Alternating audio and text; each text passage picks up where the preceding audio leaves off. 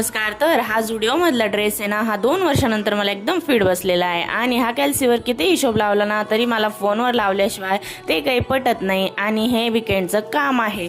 संध्याकाळी ना मी मस्त ठमोबाईसाठी तर फुटबॉल खेळते आणि ना तिला हा खेळवला नाही तर मग ती फोन बघते, म्हणून हे खेळवणं तिला खूप गरजेचं आहे. घरी आल्यावर ना बेडची अशी दुर्दशा झालेली होती, मग त्यालाच क्लीन करून घेतलं आणि हे मॅट्रेस प्रोटेक्टर पहिले बसवून घेते, नंतर त्याच्यावर बेडशीट टाकते. याने ना खूप फायदा होतो. नंतर भाजीचं वाटण काढतच होते तेवढ्यात ना मिक्सरचा एकदम स्फोट झाल्यासारखं झालं. बरं झालं ते माझ्या अंगावर नाही आलं आणि ते पण पळत आले. त्यांना वाटलं काय झालं, तर ना ह्या मिक्सरचा पातच डायरेक्टली तुटून गेलं आणि आता याचं काय करावं म्हणून आता तसंच ठेवलं.